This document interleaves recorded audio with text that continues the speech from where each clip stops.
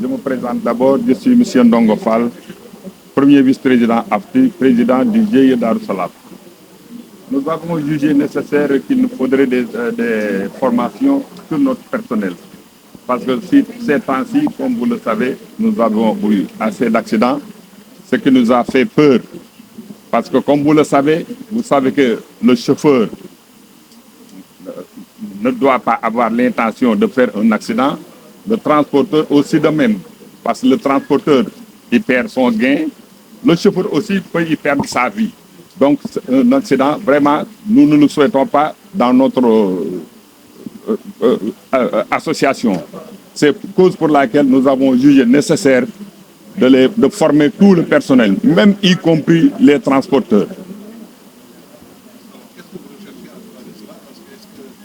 Des contraintes des clients qui vous poussent quand même à former les autres pour que le respect du service par rapport à... Effectivement, nous avons toujours eu des plaintes vis-à-vis de nos personnels.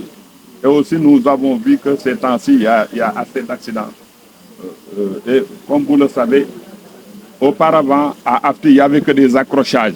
Mais malheureusement, nous avons eu des morts d'hommes, ce qui nous a beaucoup poussé à faire, à revenir sur les formations.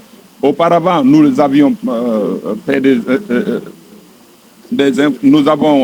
nous avions auparavant formé notre personnel, mais comme vous le savez, le personnel de chauffeurs sont toujours mobiles. Il y a quelques-uns qui sont partis aux terres, quelques-uns qui sont partis à Dakar Dem Dikk et d'autres qui sont revenus.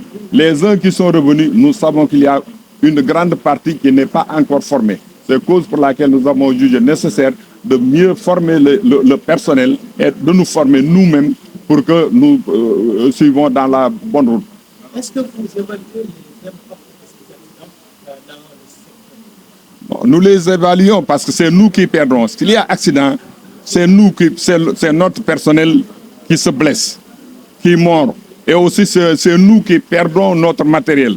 Donc, nous avons toujours évalué ce qui s'est passé sur les accidents. Par rapport à la surface, est-ce que vous pensez qu'il y a des renseignements parce qu'il y a également le BRT qui sera mis en circulation? Quelle sera la cohabitation entre également les services de l'État qui font le... Là, nous n'avons pas peur de ça. Parce que, comme vous le savez, comme le président Mbaye Amadou vous l'a dit tout à l'heure en Wolof, il y a le BRT, le TER et Dakar Dem Dikk. Mais heureusement pour AFTI, AFTI fait les trois tiers du transport en commun au niveau de Dakar. Donc nous n'avons pas peur de ces sociétés qui vont naître. Et aussi, comme vous le savez, Dakar s'augmente du jour au lendemain. Donc la population augmenterait, donc il est nécessaire que les moyens de transport s'augmentent. Vous avez fait également sur les conditions de travail des travailleurs, parce que c'est pour ça également de parler de ce mais également des conditions de travail qui sont souvent déplorées par les chauffeurs. Je pense que vous tous, vous le savez. Il y avait un moment où les chauffeurs criaient, nous sommes mal payés, on nous paye 100 000 francs, on nous paye 100 000 francs. Étant donné que le règlement des transports, des chauffeurs, le chauffeur ne doit pas dépasser 100 000 francs si on s'appuie sur les règlements du transport. Mais heureusement que nous avons fait un atelier, nous les avons augmenté leur salaire.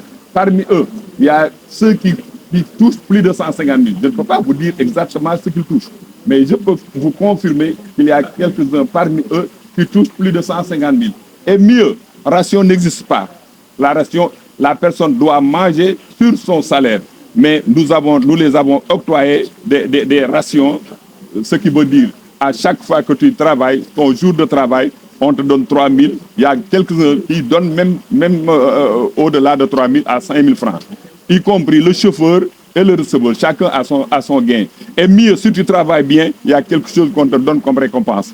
Nous avons une mutuelle de santé nommée Transvie, dont le président est là, M. Modouboub. Je pense que vous le savez, elle est la meilleure mutuelle actuellement à l'Afrique. Nous les avons adhérés là-bas, les chauffeurs, leurs fils et leurs femmes, Si toutefois qu'ils tombent malades, ils vont avoir un billet d'hôpital et se faire soigner. Ma question, c'est par rapport à l'application de la mesure de prévention. Est-ce que vous avez des solutions au-delà de ce que l'État propose, notamment avec proposer le crédit à points qui n'est pas encore dans cette contexte?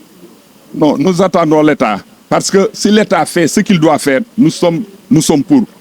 Mais le fait de sanctionner les transporteurs ou bien les chauffeurs, étant donné que l'État n'a pas fait ce qu'il devait faire, ça pose problème. Parce que vous savez que les routes nationales là, ça ne devait pas se faire une fois, en double sens. Les routes nationales devaient se faire en sens unique, 2 fois 2 voies. Si toutefois qu'il y aurait cela, il n'y aurait pas d'accident frontal. Donc l'État a sa mission à faire. Nous aussi, nous sommes prêts à l'accompagner.